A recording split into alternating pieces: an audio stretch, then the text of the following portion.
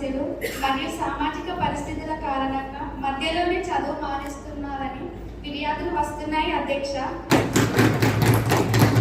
ముఖ్యంగా పేద కుటుంబాలకు చెందిన బాలికలు ఉన్నత విద్య కొనసాగించలేక చిన్న వయసులోనే పనులకు వెళ్ళడం లేదా బాధ్యతలు చేపట్టాల్సిన పరిస్థితులు ఏర్పడుతున్నాయని తెలుస్తోంది అధ్యక్ష.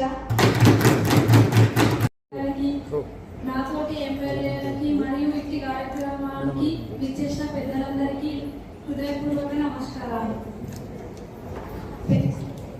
పేదరికం మరియు ఆర్థిక సమస్యల కారణంగా బాలికలు చదువు మానేయడం ప్రభుత్వం అత్యంత సీరియస్గా తీసుకుంటున్న సామాజిక సమస్యలు. బాలికల విద్య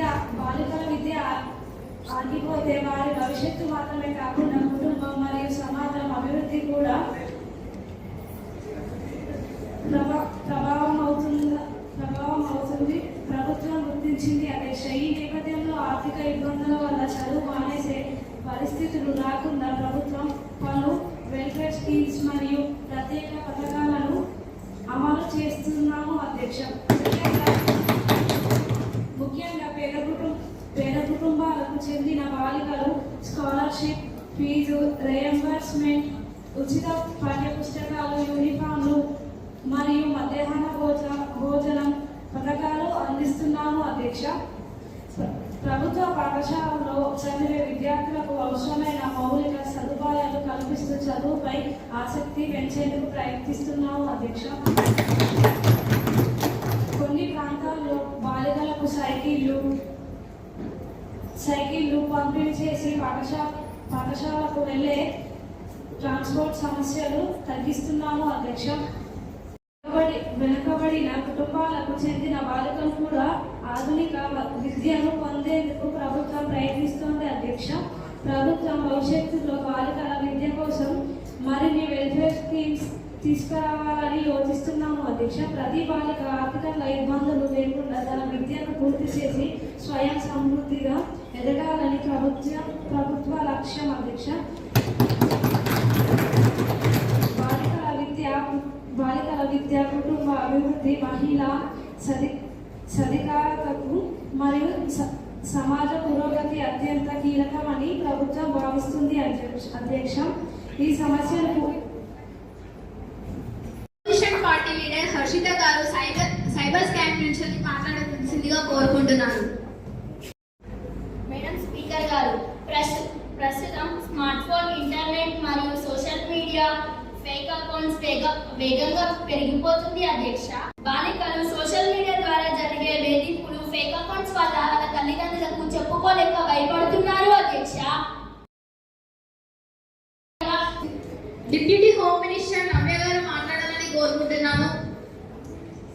మరియు సోషల్ మీడియా వినియోగం పెరుగుతున్న నేపథ్యంలో సైబర్ నేరాలు కూడా వేగంగా పెరుగుతున్నాయని ప్రభుత్వం గుర్తించింది అధ్యక్ష. ముఖ్యంగా బాలికలు ఫేక్ సోషల్ మీడియా అకౌంట్లు, ఆన్లైన్ మోసాలు, సైబర్ బెదిరింపులు, ఫోటో మాఫింగ్లు మరియు బ్లాక్మెయిల్ వంటి సమస్యలకు గురవుతున్నారని ఫిర్యాదులు వస్తున్నాయి అధ్యక్ష. ఈ పరిస్థితిని ప్రభుత్వం అత్యంత సీరియస్గా తీసుకొని సైబర్ నేరాలను అరికట్టేందుకు పలు కీలక చర్యలు చేపడుతుంది అధ్యక్ష.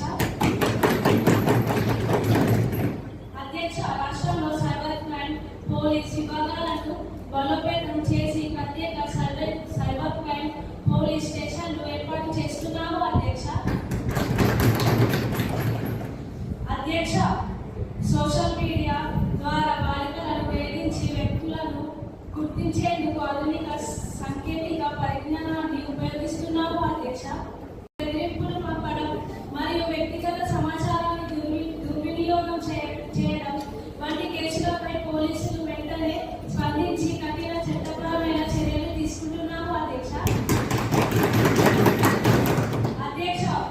బాధితులు భయపడకుండా ఫిర్యాదు చేయడానికి ప్రభుత్వం ప్రత్యేక హెల్ప్ లైన్ నెంబర్ 1930 మరియు ఆన్లైన్ ఫిర్యాదు వ్యవస్థలను అందుబాటులో ఉంచుతున్నాం అధ్యక్ష. పాఠశాలలు మరియు కాలేజీలలో విద్యార్థులకు సైబర్ భద్రతపై అవగాహన కార్యక్రమాలు నిర్వహిస్తున్నాము అధ్యక్ష. పార్టీ లీడర్ శ్రీనిత్య స్నేహ సంఘాల గురించి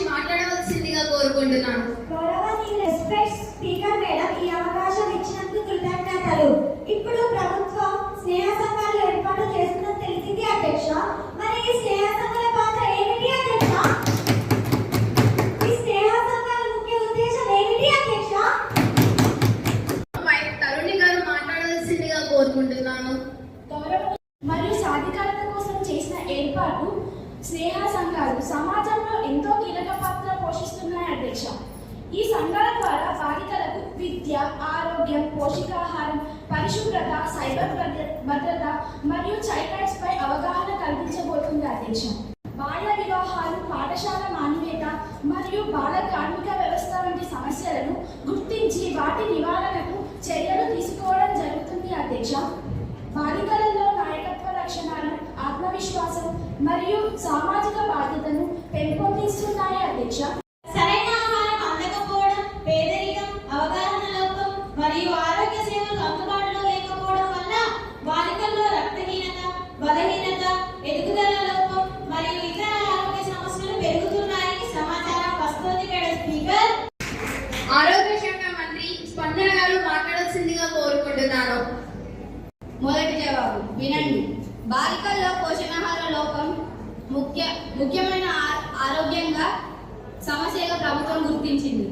ముఖ్యంగా గ్రామీణ మరియు ఆర్థికంగా వెనుకబడి ఉన్న కుటుంబాల్లో సరైన ఆహారం అందుకోకపోవడం వల్ల బాలికలు రక్తహీనత, బలహీనత మరియు ఇతర ఆరోగ్య సమస్యలకు గురవుతున్నారని ప్రభుత్వం గుర్తించింది. ఈ నేపథ్యంలో బాలికల ఆరోగ్య రక్షణ కోసం ప్రభుత్వం పలు సంక్షేమ కార్యక్రమాలు మరియు పోషణాహార పథకాలను అమలు చేస్తుంది. రెండవది, అంగన్వాడీ కేంద్రాల ద్వారా చిన్న పిల్లలకు మరియు యుక్త వయసు బాలికలకు పోషణాహారం అందిస్తున్నాం.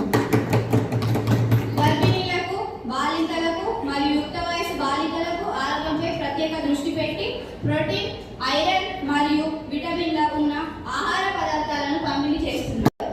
రక్తహీనత సమస్యను తగ్గించేందుకు ఆరోగ్య శాఖ ప్రత్యేక కార్యక్రమాలు నిర్వహిస్తుంది. పాఠశాలలు మరియు కళాశాలల్లో ఆరోగ్య పరీక్షలు నిర్వహించి బాలికలకు ఐరన్ మరియు ఫోలిక్ యాసిడ్ మాత్రలు పంపిణీ చేస్తున్నాం. వైద్య సిబ్బంది గ్రామాలకు వెళ్లి ఆరోగ్య పరీక్షలు నిర్వహిస్తూ అవసరమైన చికిత్సలు అందిస్తున్నారు. మూడవది, పేద కుటుంబాలకు చెందిన బాలికలకు ప్రత్యేక పోషణాహారం కిట్లు మరియు ఉచిత వైద్య సేవలు అందిస్తున్నాం. ఆరోగ్య కేంద్రాలు మరియు మొబైల్ మెడికల్ యూనిట్ల ద్వారా గ్రామీణ ప్రాంతాల్లో ఆరోగ్య సేవలు చేస్తున్నాం. తల్లిదండ్రుల సరైన ఆహార అలవాట్లపై అవగాహన పెంపొందించుకు ప్రభుత్వం ప్రచార కార్యక్రమాలు నిర్వహిస్తుంది. కొన్ని గ్రామీణ ప్రాంతాల్లో పాఠశాలలకు వెళ్ళే రహదారులు దెబ్బతిన్న స్థితిలో ఉండటం, వీధి దీపాలు పనిచేయకపోవడం మరియు ఫుట్పాత్లు లేకపోవడం వల్ల విద్యార్థులు మరింత ఇబ్బందులు ఎదుర్కొంటున్నారు అధ్యక్ష. రవాణా శాఖ మంత్రి హిరణ్య గారు మాట్లాడవలసిందిగా కోరుకుంటున్నాను. రోడ్డు భద్రత విద్యార్థుల ప్రాణాలకు సంబంధించిన అత్యంత ముఖ్యమైన అంశమని ప్రభుత్వం గుర్తించింది. ముఖ్యంగా చిన్నపిల్లలు మరియు బాలికలు స్కూల్కు వెళ్లే సమయంలో ప్రమాదాలను విద్యార్థులను రక్షించేందుకు ప్రభుత్వం పరిపాలన చర్యలు చెప్పబడుతుంది అధ్యక్ష. రెస్పెక్టెడ్ స్పీకర్ మేడం, అధిక ట్రాఫిక్, వేగంగా వెళ్లే వాహనాలు మరియు రహదారి సదుపాయాల లోపం కారణంగా ప్రమాదాలు పెరుగుతున్న నేపథ్యంలో రోడ్డు భద్రతను బలోపేతం చేయడానికి ప్రత్యేక కార్యాచరణ ప్రణాళిక అమలు చేస్తున్నారు అధ్యక్ష.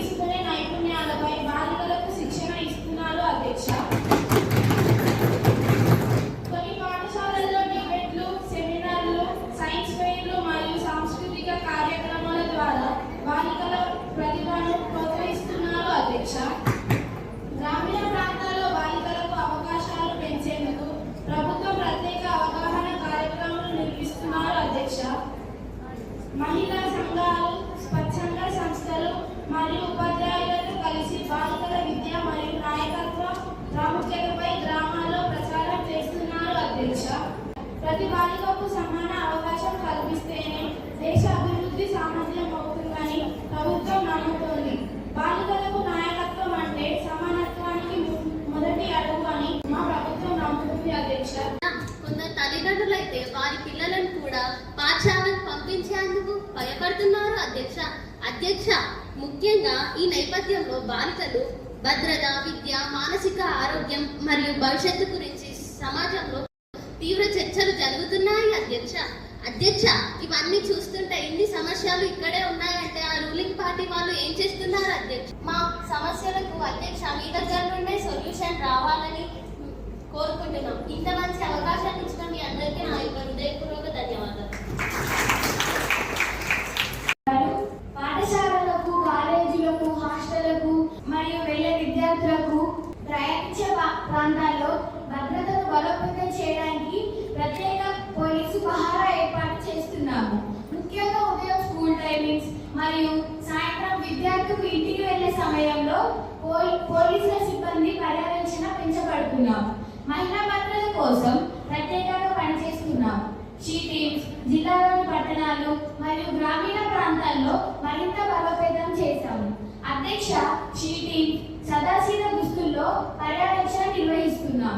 బాలికలను వేధించే వ్యక్తులపై తక్షణ చర్యలు తీసుకుంటున్నాము. బస్ స్టాండ్లో, ఆటో స్టాండ్లో, స్కూల్ జోన్లో మరియు జనసంచారం ఎక్కువ ఉండే ప్రాంతంలో ఈ బృందాలు విగ్గు పెంచాయి. వేధింపులకు పాల్పడే వారిపై కేసులు కూడా నమోదు చేయబడింది. అరెస్టు కూడా చేస్తున్నాము. అలాగే 100 1098 హెల్ప్ లైన్స్ కూడా అందుబాటులో ఉంటున్నాయి. పాఠశాలలో మరియు కాలేజీల పరిసర ప్రాంతాల్లో సీసీ కెమెరాలు కూడా ఏర్పాటు చేయబడింది.